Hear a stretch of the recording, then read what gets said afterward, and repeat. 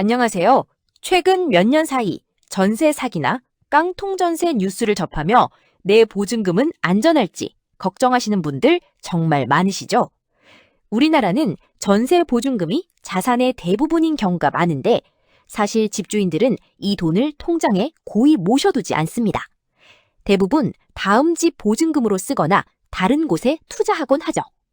문제는 집값이 하락할 때 발생합니다. 집값 대비 전세가율이 높은 깡통전세가 되면 집주인이 다음 세입자를 구하지 못해 보증금을 돌려주지 못하는 사례가 속출하게 됩니다.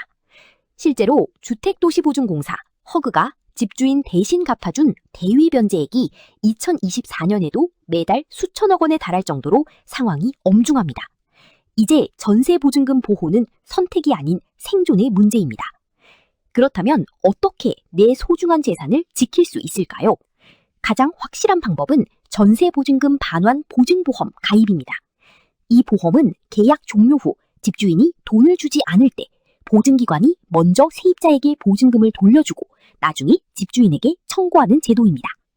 또한 정부는 최근의 전세 사고를 막기 위해 전세금 에스크로 신탁 도입을 적극 논의하고 있습니다. 이는 보증금 전체나 일부를 공신력 있는 제3의 기관에 맡겨 두었다가 돌려받는 방식인데요. 현재는 민간 차원에서 일부 시행되거나 도입 논의 단계에 있지만 앞으로 이 제도가 정착되면 보증금 미번원 리스크가 획기적으로 줄어들 것으로 기대됩니다. 가장 중요한 부분입니다. 보증보험 가입하고 싶다고 다 되는 게 아닙니다. 최근 기준이 까다로워졌으니 꼭 체크하세요. 가입 기준 126% 룰. 예전에는 주택 공시가격의 150%까지 인정됐지만 이제는 주택 공시가격의 140%에 전세가율 90%를 곱한 126%까지만 보증보험 가입이 가능합니다. 이 수치를 넘는 매물은 위험군으로 분류되니 반드시 미리 계산해 보셔야 합니다. 아파트의 경우 KB 부동산 시세를 기반으로 해서 시세 일반가의 90%를 적용한 이하의 금액만 가입이 가능합니다. 안심전세 앱은 필수. 국토교통부에서 만든 안심전세 앱을 설치하세요. 해당 빌라나 오피스텔의 적정 시세는 물론 집주인이 보증금을 상습적으로 떼어먹은 나쁜 임대인, 블랙리스트인지 세금 체납은 없는지 즉시 확인이 가능합니다. 계약서 특약의 마법.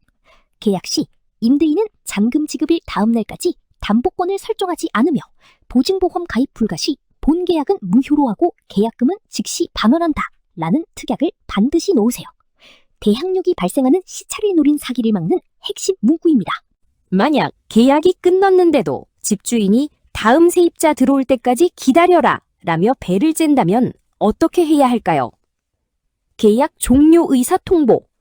최소 종료 2개월 전까지는 내용 증명이나 문자 등으로 계약을 해지하겠다는 의사를 명확히 밝히고 증거를 남겨야 합니다. 임차권 등기 명령 신청.